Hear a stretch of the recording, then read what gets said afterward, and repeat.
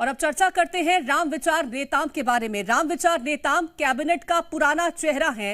राम विचार नेताम रमन सरकार में भी मंत्री रह चुके हैं और बड़ा आदिवासी चेहरा माने जाते हैं। राम विचार नेताम 2016 से 2022 तक राज्यसभा सांसद भी रह चुके हैं, तो एक बड़ा चेहरा।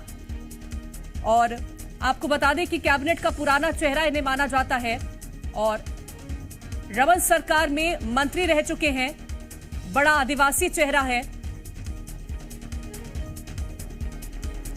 और जी मध्य प्रदेश छत्तीसगढ़ के साथ एक्सक्लूसिव राम विचार नेताम जी भी जुड़ गए हैं। बहुत शुक्रिया है राम विचार नेताम जी आपका, बहुत सारी शुभकामनाएं आपको भी। धन्यवाद। राम विचार जी, सबसे पहला सवाल यह है, मंत्री तो आज शपथ ले ली मंत्री पद की, प्राथमिकताएं क्या रहने वाली हैं आपकी?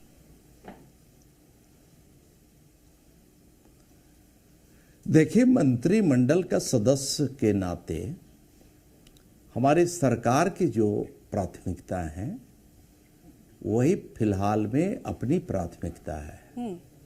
प्राथमिकता छत्तीसगढ़ के गांव, यहाँ के गरीबों के लिए, मजदूरों के लिए, किसानों के लिए, नौजवानों के लिए, माताएं बहनें, सबके लिए हमारे उनके लिए जो कल्याणकारी योजनाओं का जो हम लोगों ने घोषणा किया है मोदी जी के गारंटी के तहत, उन योजनाओं को कैसे हम लोगों तक पहुंचाएं, जरूरतमंदों तक कैसे पहुंचे, ये हमारी पहली प्राथमिकता है और उसके आधार पे हम सब मिलके काम करेंगे। ठीक है। मोदी की गारंटी को किस तरह से पूरा करेंगे, क्योंकि जनता ने जो विश्वास जताया वो मोदी की गारंटी कहीं ना कहीं एक बड़ा मुद्दा माना जाता है। और आपने भी कहा कि मोदी की गारंटी कहीं ना कहीं सबसे बड़ा जो मास्टर स्ट्रोक रहा है वो पूरे चुनाव में रहा, तो मोदी की गारंटियों को किस कदर पूरा करेंगे? देखिए, मोदी जी हैं तो मुमकिन है, तो इसलिए हम लोग के सामने कोई चिंता की बात नहीं है। हम छत्तीसगढ़ के संसाधनों का, छत्तीसगढ़ की जनता के लिए जितना उपयोग हो सकता है हम सब करेंगे। और जहाँ भी कोई दिक्कत आएगी, परेशानी आएगी, तो हम और भी रिसोर्सेस हैं, उस और भी रिसोर्सेस जो है पैदा करने की कोशिश करेंगे जी। और जैसे बताया कि हम सब ने जब मोदी जी के गारंटी के तहत घोषणा पत्र जारी किया तो एक एक बिंदु का पूरा एनालिसिस भी किया गया। उसमें राज्य सरकार पे कितना भार पड़ने वाला है वो सब भी परीक्षण किया गया है। और छत्तीसगढ़ की बेहतरी के लिए, यहाँ के गांव गरीब किसान मजदूरों के लिए, नौजवानों के लिए, माताओं बहनों के लिए जो भी हमें करना होगा जी, वो सब हम करेंगे। ठीक है।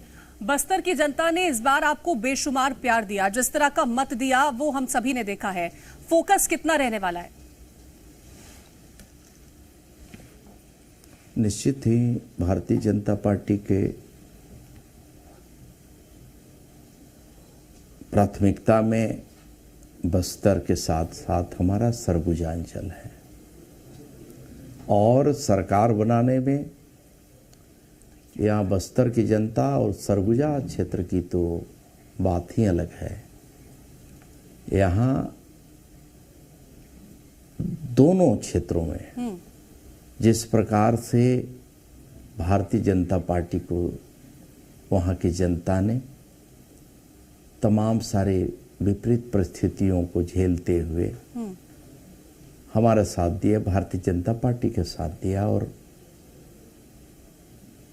सरगुजा में तो 100% जो 14 के 14 सीट देने का जो जनता ने आशीर्वाद दिया उसको हम कभी भूल नहीं सकते। उनका हम जितना धन्यवाद दें, अभिनंदन करें, अभिवादन करें, प्रणाम करें, उतना कम है। जी। और उसी के अनुरूप हमारे शीर्ष नेतृत्व ने उतना ही प्यार, उतना ही सम्मान सरगुजा को देते हुए वहाँ माननीय मुख्यमंत्री जी जैसे पद को सुशोभित करने के लिए विष्णुदेव साय जी का उसमें नामित किए। वही तीन काबीना मंत्री सरगुजा अंचल से दिया गया, ये भी बहुत बड़ी बात है। वहीं बस्तर संभाग को नए प्रदेश अध्यक्ष और कैबिनेट में मंत्री का पद जो है उन्हें दिया गया।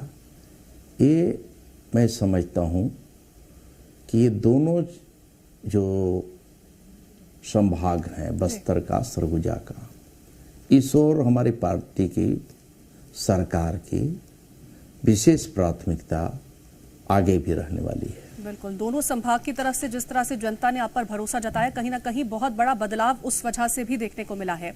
प्रदेश का जो विकास होने वाला है उसका क्या रोड मैप आपकी तरफ से तैयार किया जा रहा है? हम सब आज शपथ लिए हैं। शपथ लेने के बाद मंत्रिमंडल का डिपार्टमेंट वार उसकी बैठकें होंगी, हम लोग बैठेंगे, अलग अलग जिसके पास जो डिपार्टमेंट रहेगा और सभी चर्चा करने के बाद माननीय मुख्यमंत्री जी के समक्ष विभागों की पूरी स्थिति के बारे में चर्चा करेंगे जी। और हमारा जो योजनाएं हैं, हमारे जो घोषणा हुए हैं, हम विभागों के माध्यम से कैसे क्रियान्वित कर सकते हैं, ये सब रोड मैप उसके आधार पे हमारा बनने वाला है। जी, आपकी बार का जो मंत्रिमंडल है, हमने देखा कि कई सारे नए चेहरे भी हैं और आप एक एक्सपीरियंस्ड नेता हैं। हमने इससे पहले देखा है कि आप राज्यसभा सांसद रह चुके हैं, रमन सरकार में आप मंत्री रह चुके हैं, तो आपका कितना ज्यादा और इन्वॉल्वमेंट रहने वाला है ताकि और जो प्रदेश का विकास है वो बेहतर तरीके से हो पाए?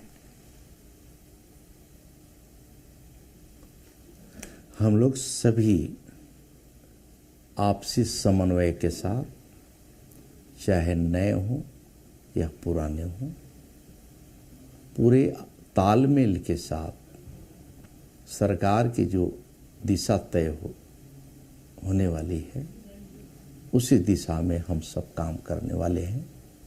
कहीं कोई नया और पुराने का भेद आने वाला नहीं है और न किसी को इसमें परेशानी होने वाली है।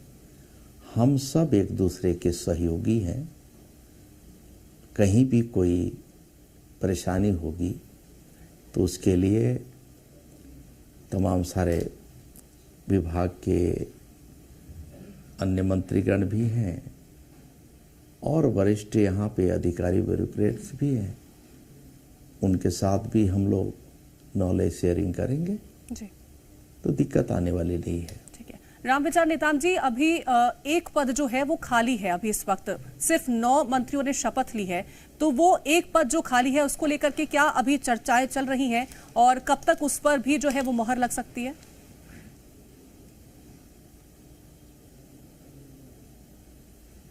अब वो देखिए, ये तो मेरा विषय नहीं है। हमारे शीर्ष नेतृत्व उसको तय करेंगे और माननीय मुख्यमंत्री जी का विशेष अधिकार है कि उन्हें कब भरना है, किसको भरना है, तो इसलिए ये विषय हम लोग का नहीं है। ठीक है। 11 लोकसभा की सीटें आती हैं छत्तीसगढ़ से और आने वाले वक्त में छत्तीसगढ़, अब आने वाले वक्त में जिस तरह से लोकसभा का चुनाव होने वाला है, क्या उसके लिए तैयारियां हैं और उसको लेकर के कितना ज्यादा अभी से आप लोग काम कर रहे हैं ग्राउंड पर? देखिए, भारतीय जनता पार्टी का हमारा जो रूटीन वर्क है वो हम संगठनात्मक जितने काम होते हैं, हम सरकार में रहें या न रहें, लेकिन हमारा संगठन का काम कभी रुकता नहीं है। जी। सतत चलने वाला काम है। तो हम तो किसी भी स्थिति में चुनाव के लिए हम तैयार रहने वाले लोग में से हैं। हमारे सामने अभी विधानसभा का चुनाव था, तो हमारा तो बूथ से लेकर के मंडल तक का पूरा नेटवर्क बना हुआ है। उसी नेटवर्क के आधार पे हम अभी लोकसभा में भी जाएंगे जी। बल्कि कहीं कुछ कमियां अगर दिखाई दी हैं इस चुनाव में, कहीं कमजोर अगर स्थिति दिखाई दिया किसी मंडल में, किसी बूथ में, किसी शक्ति केंद्र में, तो हमारे पास अभी समय है 1 महीने का जी। हम उसे भी ठीक करेंगे। और माननीय मोदी जी के जो आज पूरे देश और दुनिया में जो नाम है, जो सम्मान है, उसे बड़े ही स्वाभिमान के साथ, फक्र के साथ लोग जो है ले रहे हैं।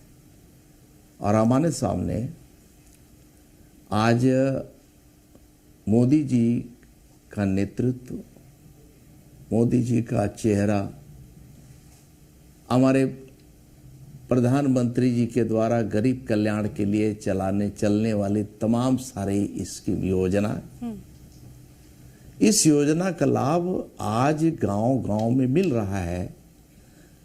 बल्कि अब तो अपनी सरकार आने के बाद जी। हम उसे और अच्छे ढंग से क्रियान्वयन करेंगे। आपको मालूम होगा जी। कि हमने सरकार बनाने के पहले घोषणा किया था कि हमारी सरकार जैसी बनेगी, पहला कोई फाइल में अगर दस्तखत होगा तो 18 लाख जो आवासहीन जो मजदूर किसान हैं, माताएं हैं, उनका अभी तक आवास जो भूपेश बघेल के सरकार ने रोक रखा था, उसकी स्वीकृति दे करके पूरा व्यवधान को हम दूर करेंगे और गरीबों के लिए आवास का निर्माण का काम शुरू करवाएंगे। तो हम एक गर्व के साथ कह सकते हैं कि सरकार बनने के साथ जी। पहला अगर दस्तखत माननीय मुख्यमंत्री जी किए हैं तो गरीबों के आवास के लिए किए हैं। 18 लाख गरीबों का आवास उनको अब मिलना शुरू हो जाएगा। ये काम शुरू हो गया। इसी प्रकार से हमारा अभी किसानों के लिए 3100 रुपया प्रति क्विंटल धान खरीदने का भी हम लोगों ने बजट में ले आया जी। उसे भी पास कर लिया, वो भी मिलना शुरू होगा। अब रही बात कि महतारी जो बंधन हमारी स्कीम योजना माताओं के लिए, बहनों के लिए इतना बड़ा क्रांतिकारी जो निर्णय हुआ था, उसका भी हम अभी 25 तारीख से उसका भी हम शुरुआत करने जा रहे हैं। अभी उसकी शुरुआत हो जाएगी जी। तो ये इस तरह के जितने भी हमारी घोषणाएं हैं, उन सब घोषणा जब आम जनों तक घोषणा के आधार पर लोगों तक लाभ पहुंचेगा, स्वाभाविक है कि आज हमारी सरकार केंद्र में है, राज्य में हमारी सरकार नहीं थी, केंद्र की योजना का लाभ यहाँ लोगों को सही ढंग से नहीं मिल पा रहा था, अब मिलना शुरू हो जाएगा। बिल्कुल, तो जो लाभ नहीं मिल पा रहा था जनता को वो अब लाभ मिलेगा। और जो प्राथमिकताएं रहने वाली हैं वो यही रहने वाली हैं कि जो गारंटियां दी गई थी उनको पूरा किया जाए। फिलहाल एक बार बहुत सारी शुभकामनाएं एक बार फिर से आपको, और शुक्रिया आपका जी मध्य प्रदेश छत्तीसगढ़ से खास बातचीत करने के लिए। धन्यवाद।